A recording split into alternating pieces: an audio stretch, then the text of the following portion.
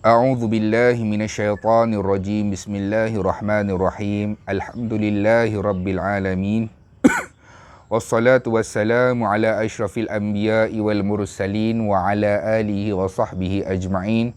Subhanaka la ilma lana illa ma 'allamtana innaka antal alimul hakim. Wala haula wala quwwata illa billahil aliyyil azim. Yang pertamanya, radina billahi rabba, kami redha Allah Tuhan kami, wabil islami dina, Islam cara hidup kami, wabi Muhammadin nabiyyan wa rasula, dan kami semua redha senang hati bahawasanya Muhammad sallallahu alaihi wasallam adalah seorang nabi dan juga rasul. Allahumma a'inna ala zikrika wa syukrika wa husni ibadatik. Rabbi yassir wa la tu'assir fa inna taysir alaika yassir Rabbi tamim bil khair. InsyaAllah hari ini kita akan sambung membaca kitab Adat versus Ibadat, jawapan kepada amalan kontroversi, karangan Dr. Muhammad Nizam bin Abdul Qadir.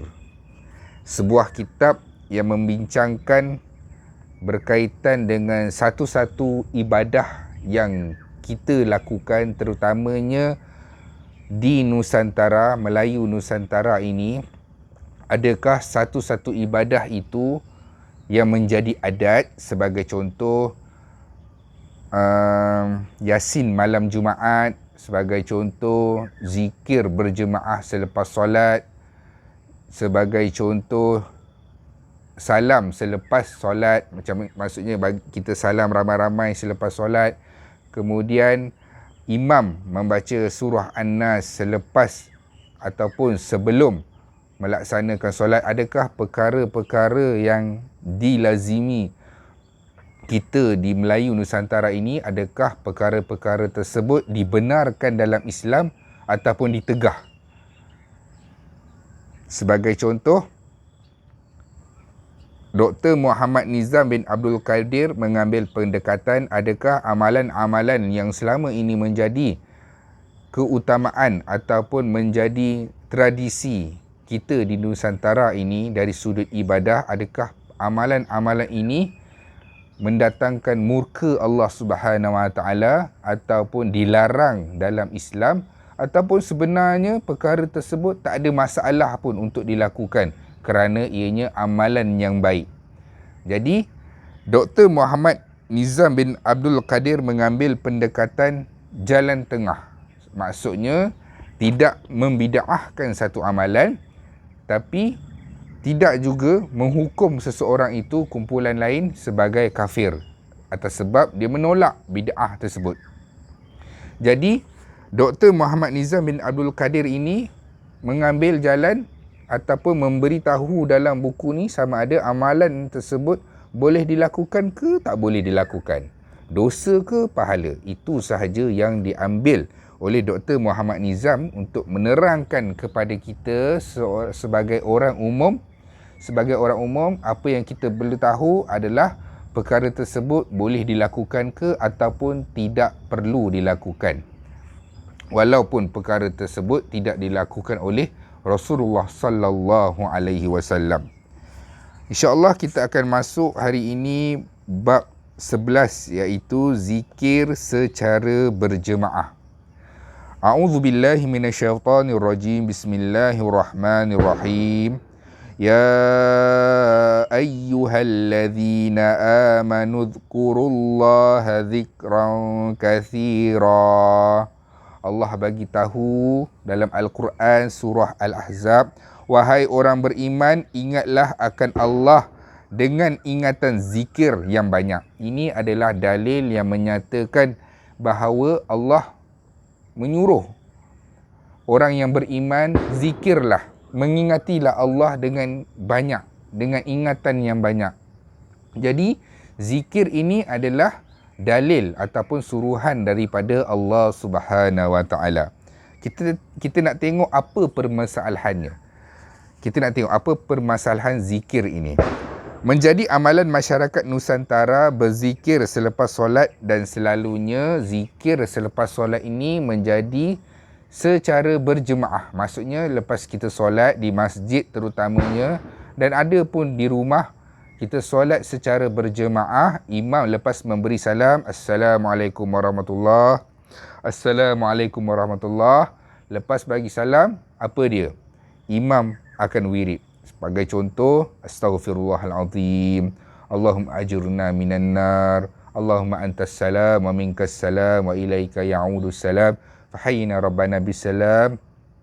Lagi membaca Fatihah, Subhanallah, Alhamdulillah, Allahu Akbar, La ilaha illallah. Kemudian berdoa. Ada susunan-susunan zikir yang telah disusun oleh ulama. Dan kesemua zikir-zikir ini adalah datangnya daripada Rasulullah sallallahu alaihi wasallam dan ulama susun.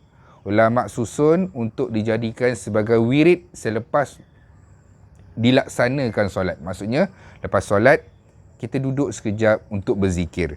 Apa yang jadi permasalahannya adalah Nabi memberitahu kepada para sahabat bahawasanya zikirlah sendiri-sendiri. Maksudnya, wahai para sahabat, kalau kamu lepas solat, duduklah sekejap, berzikir, berwirid, mengingati Allah Subhanahu Wa Taala. Nabi pesan begitu.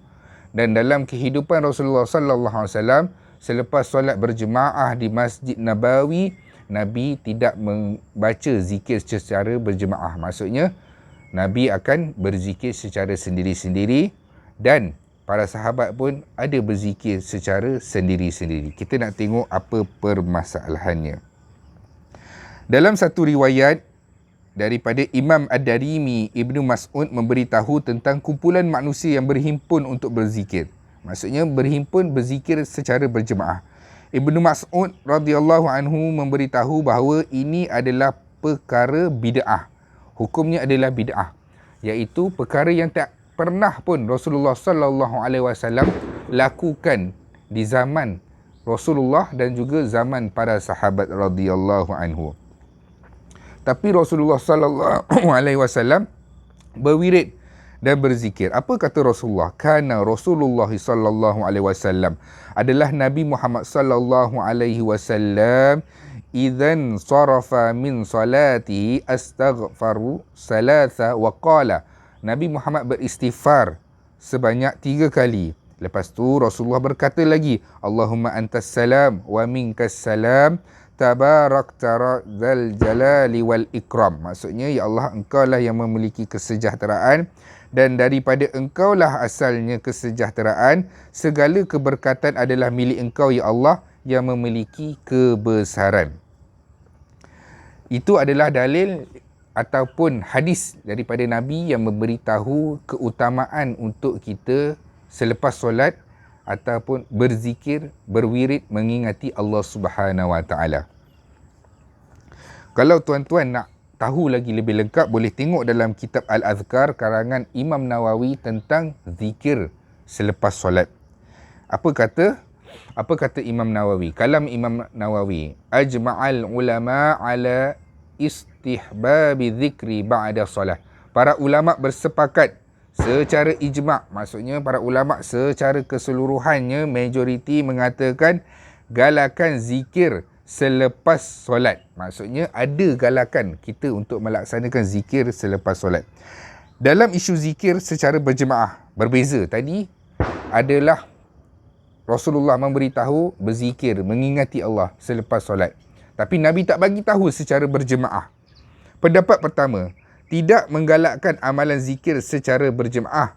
Hal ini kerana amalan zikir berjemaah tidak sabit daripada mana-mana hadis berpendapat ini penggalakan zikir, tetapi tidak bersetuju dengan secara zikir berjemaah. Pendapat pertama, amalan zikir secara berjemaah ini tidak ada galakan, tidak pernah dibuat oleh Rasulullah sallallahu alaihi wasallam, dan pendapat ini memberitahu bahawa zikir secara berjemaah ini adalah bid'ah dan tidak perlulah dilakukan. Kalau nak lakukan, lakukanlah secara sendiri-sendiri.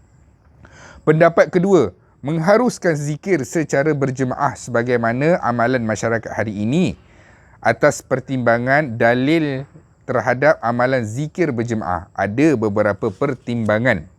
Maksudnya, Ada pendapat memberitahu bahawa zikir secara berjemaah sebagaimana amalan masyarakat hari ini. Justru apa pertimbangan dalil terhadap amalan zikir berjemaah? Apa dalil? Dalil mengatakan boleh zikir berjemaah. Tadi Rasulullah bagi tahu berzikirlah mengingati Allah. Tapi Nabi tak bagi tahu pun tentang zikir berjemaah beramai-ramai.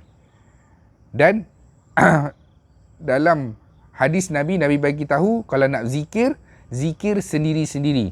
Tak ada zikir berjemaah. Jadi ulama berpendapat bahawa zikir secara berjemaah ini adalah bid'ah, satu perkara yang tidak dilakukan oleh Rasulullah sallallahu alaihi wasallam. Dan ada juga pendapat kedua menyatakan bahawa zikir berjemaah ini boleh. Sungguh pun tak ada dalil. Tak ada dalil dan tak ada hadis. Maksudnya boleh tak kita lakukan? Kita tengok apa dia. Yang pertama, tiada tegahan daripada Nabi Muhammad sallallahu alaihi wasallam. Maksudnya, walaupun Nabi kata tak ada zikir berjemaah, Nabi suruh kita zikir sendiri-sendiri mengingati Allah Subhanahu Wa Taala, tapi tak ada juga hadis yang menyatakan zikir secara berjemaah ini Nabi larang. Maksudnya Nabi tak ada larang, maksudnya tak ada larangan.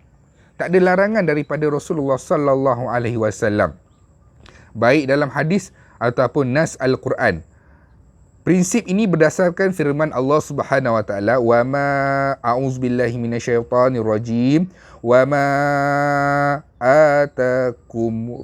atakumur rasulu fakhudhu wa ma nahumkum anhu fantahu wattaqullah." Dan apa yang dibawa oleh Rasul maka ambillah, dan apa yang dilarang oleh Rasul maka hendaklah kamu berhenti dan bertakwalah kepada Allah.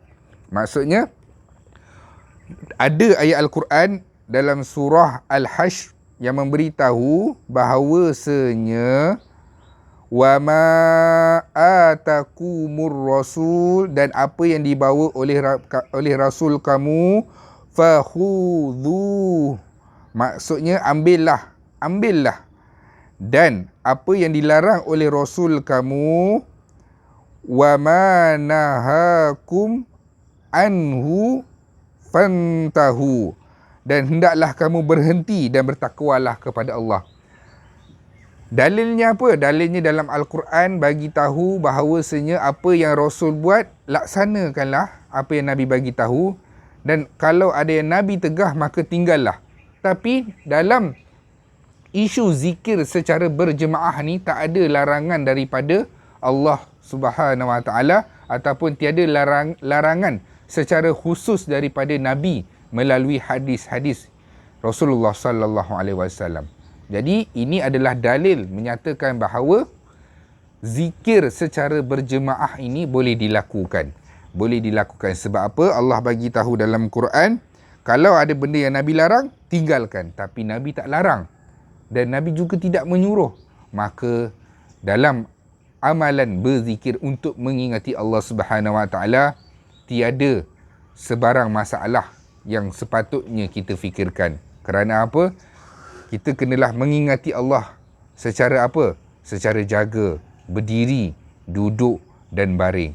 Dalam keadaan mana sekalipun, hatta kita dalam berjemaah, duduk beramai-ramai untuk mengingati Allah Subhanahu Wa Taala, berpesan-pesan dalam kita mengingati Allah Subhanahu Wa Taala melalui zikir. Itu yang pertama, tiada tegahan daripada Nabi. Yang kedua, kaedah at-tar, iaitu bermaksud meninggalkan amalan. Meninggalkannya, maksudnya apa? Apakah hukum melakukan sesuatu yang tidak dilakukan oleh Nabi? Ada prinsip dia. Tidak haram hanya semata-mata Nabi tidak melakukan. Maksudnya ada satu perkara tidak haram. Kerana apa? Atas sebab Rasulullah tak lakukan. Adakah kerana Rasulullah tak lakukan perkara tersebut, kita bermudah-mudahan untuk mengharamkan ataupun menyatakan perkara tersebut sebagai bid'ah ataupun perkara yang tidak dilakukan oleh Nabi. Jadi kita tak boleh buat benda tu. Tidaklah haram untuk dilakukan kecuali ada dalil pengharamannya tentangnya. Tidak pula bermakna boleh melakukannya sesuka hati. Sebaliknya, penelitian daripada mereka yang lebih ahli supaya tidak bertentangan dengan konsep umum dan syariat. Walaupun Nabi tak larang ataupun Nabi tak suruh, tapi kita mesti ada penelitian. Sebab itulah ulama meneliti berdasarkan ayat Al-Quran tadi yang bagi tahu kalau Nabi suruh, buatlah. Kalau Nabi larang, tinggalkanlah. Jadi ulama berfikir, mencari bahawasanya satu amalan itu boleh ke tidak boleh dilakukan. Jadi kita tidak bermudah-mudahan untuk menghukum seseorang itu perkara tersebut tak boleh dilakukan. Atas dasar Nabi tak buat, jadi kita tak boleh nak laksanakan.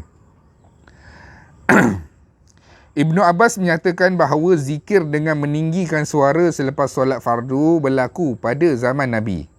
Sebab fardu berlaku zaman Nabi. Maksudnya, di zaman Rasulullah sallallahu alaihi wasallam ada orang berzikir dan meninggikan suara selepas solat fardu, dan ianya berlaku pada zaman Nabi Muhammad sallallahu alaihi wasallam. Berdasarkan hadis Nabi Muhammad sallallahu alaihi wasallam riwayat Bukhari bahawa meninggikan suara dengan zikir ketika manusia beredar solat berlaku pada zaman Nabi. Maksudnya ada orang berzikir meninggikan suara selepas solat berlaku pada zaman Rasulullah sallallahu alaihi wasallam. Majlis zikir. Oleh yang demikian, amalan berzikir secara berjemaah sebenarnya mempunyai asas dan sikap menyesatkan amalan ini bukanlah sikap yang baik. Maksudnya, kalaulah kita kata zikir selepas solat ini merupakan perkara yang dilarang oleh Nabi, jadi kita tidak bermudah-mudah untuk mengatakan satu-satu amalan itu sebagai haram. Maksudnya kita menyesatkan orang sebab Nabi tak lakukan. Kita tidak bermudah-mudah. Jalan tengah ini berdasarkan kalam Imam Nawawi. Imam Nawawi bagi tahu apa? Imam Nawawi bagi tahu untuk memahami hadis ini sebagai mereka yang telah menyaringkan zikir pada tempoh masa yang pendek bagi tujuan mengajar sifat. Maksudnya, imam selepas solat, dia melaksanakan ataupun dia berzikir, dia menyaringkan zikir adalah untuk mengajar orang.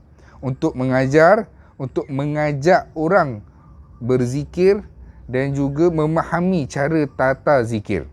Dan ada juga imam yang mula saja berzikir, lepas tu dia dah senyap. Maksudnya, dia baca astaghfirullahalazim, lepas tu dia senyap. La ilaha illallah, ataupun la ilaha illallah, la ilaha illallah, la ilaha illallah, la ilaha illallah. Subhanallah, subhanallah, subhanallah. Maksudnya dia kuat pada permulaan saja. Dan yang lainnya sendiri-sendiri. Itu pun boleh dibenarkan. Untuk apa? Untuk niat mengajar. Sebab apa? Sebab kita di akhir zaman ni tak ramai orang yang berzikir. Lepas solat terus bangun. Alhamdulillah dia solat. Tapi kalaulah amalan ini tidak dilakukan, jadi kita tidak sentiasa diingati. Kita tak boleh bandingkan zaman kita dengan zaman Rasulullah. Para sahabat, mereka lah muttaqin. Mereka ni antara yang Rasulullah puji. Sahabat adalah di kalangan yang terbaik di zaman aku, iaitu di zaman Rasulullah sallallahu alaihi wasallam. Dan semakin jauh sesatu zaman, maka semakin kuranglah dari sudut ibadah dan ketakwaannya. Ini Nabi bagi tahu. Jadi kalau kita tinggalkan amalan ini dalam keadaan orang yang berzikir pun, zikir secara berjemaah pun ada orang tak berzikir. Jadi apa yang kita nak tuntut lagi? Apa yang kita harapkan lagi selain daripada zikir secara berjemaah? Maksudnya kita hidupkan suasana masjid itu selepas solat ada zikir secara berjemaah.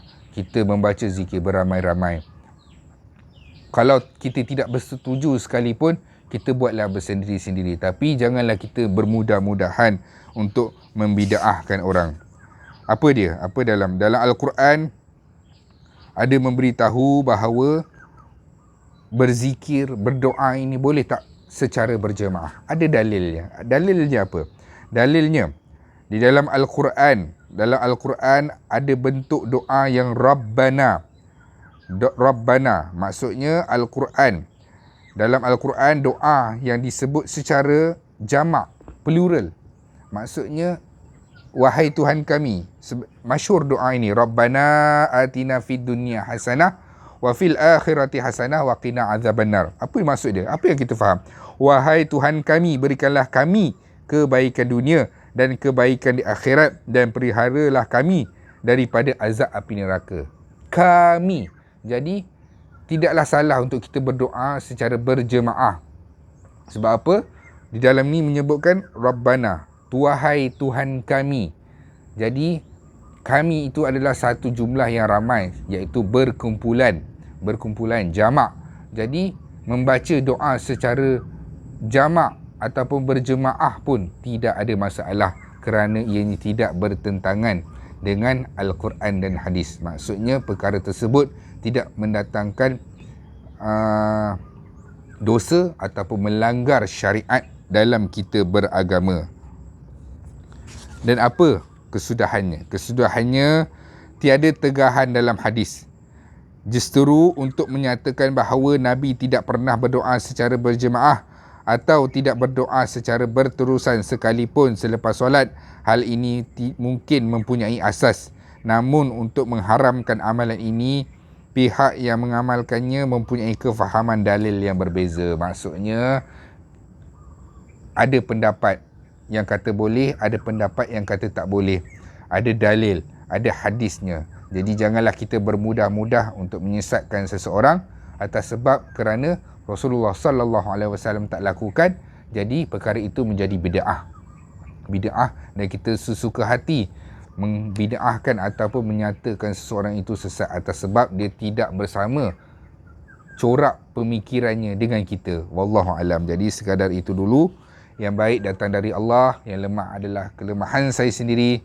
Assalamualaikum warahmatullahi wabarakatuh. Berzikirlah mengingati Allah, berdoalah memohon kepada Allah secara sendirian mahupun berjemaah beramai-ramai, hanya kerana satu, mengharapkan keampunan, rahmat dan kasih sayang Allah Subhanahu wa taala. Assalamualaikum warahmatullahi wabarakatuh.